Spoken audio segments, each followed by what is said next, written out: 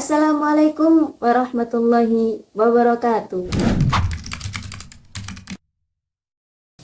Aku yakin kalian tuh pernah ngerjain tugas dalam waktu 5 menit itu sudah selesai dengan menggunakan generatif AI. Namun sedetik kemudian kalian tuh berpikir, apakah tugas yang aku kerjakan ini karya aku atau karya AI?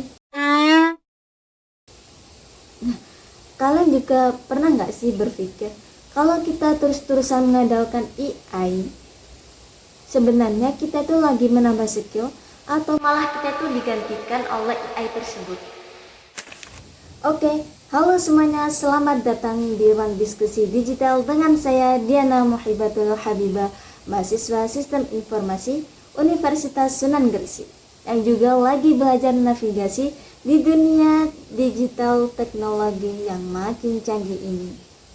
Nah, membahas teknologi yang makin canggih ini, hari ini kita nggak cuma membahas tentang kecanggihannya saja, tetapi kita akan sedikit ngebedah sesuatu yang lebih krusial, yaitu etika penggunaan AI antara kreativitas dan plagiarisme. Tujuannya simpel, biar kita tetap menjadi Gen Z dan Gen Alpha yang keren secara digital tanpa harus mengorbankan integritas akademiknya. Nah, teman-teman, kalian juga pasti tahu bahwa sekarang di dunia sistem informasi ataupun di dunia perkuliahan itu lagi diguncang dengan yang namanya generatif AI. Nah, menurut Andrew Ng, seorang pakar AI ternama, AI itu adalah listrik baru. Artinya, dia itu alat yang memberdayakan, bukan sebagai pengganti otak manusia. Kalau AI dianggap sebagai listrik, berarti dia adalah bahan bakar untuk ide kita. Tapi meskipun kita memiliki bahan bakar yang bagus, kita tetap butuh aturan main agar tidak terjadi korsleting etika. Kenapa? Karena AI itu adalah superpower. Kalau kita nggak lebih hati-hati, bisa saja superpower itu menjadi bumerang bagi kita sendiri. Oxford University saja dalam panduan akademiknya itu menegaskan kalau kita menyerahkan karya hasil AI sebagai karya sendiri tanpa atribut jelas, itu sudah dinamakan sebagai plagiarisme. Jadi, bagi kalian yang suka copy paste tugas kuliah, hati-hati, karena itu termasuk dalam plagiarisme. Dan apabila kalian menggunakan ide AI tanpa mencantumkan sumbernya dan mengklaim itu pemikiran kalian 100% pemikiran kalian sendiri, wah, itu termasuk dalam bentuk ketidakjujuran intelektual. Nah, sekarang pertanyaannya, gimana sih cara membedain yang mana beneran kreatif dan mana yang cuma sekadar plagiarisme? Mari kita lihat perbedaannya.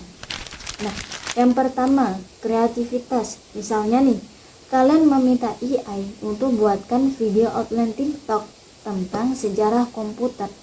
Lalu kalian ubah dengan gaya bahasa kalian sendiri. Ataupun kalian tuh bisa meminta coding dasar, lalu kalian debug dan kalian pahami alurnya. Itu yang dinamakan dengan belajar atau kreativitas. Sedangkan sebaliknya, plagiarisme itu apabila contohnya nih, kalian itu meminta esai, lalu kalian copy paste bulat-bulat jawaban tersebut tanpa kalian olah dengan gaya bahasa kalian sendiri ataupun tanpa kalian pahami. Itu yang dinamakan dengan plagiarisme.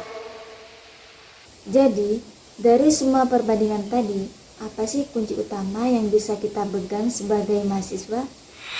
Nah, strategi terbaik bagi kita adalah tetap menempatkan manusia di dalam prosesnya. Gunakan AI untuk eksplorasi, tapi pastikan keputusan akhir, gaya bahasa, ataupun sentuhan personalnya tetap datang dari diri kita sendiri. Kesimpulannya, AI bukanlah sebuah musuh kreativitas, melainkan partner.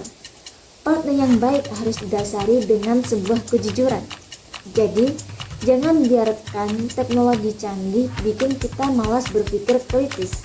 Tapi, saya percaya bahwa mahasiswa sistem informasi ini yang hebat bukanlah yang paling jago dalam menggunakan AI, melainkan mereka yang bijak dalam menggunakannya. Saya, Diana Muhibatul Habibah, mahasiswa Sistem Informasi Universitas Sunan Gresik, izin pamit undur diri. Tetap kreatif, tetap jujur, dan sampai jumpa lagi. Wassalamualaikum warahmatullahi wabarakatuh.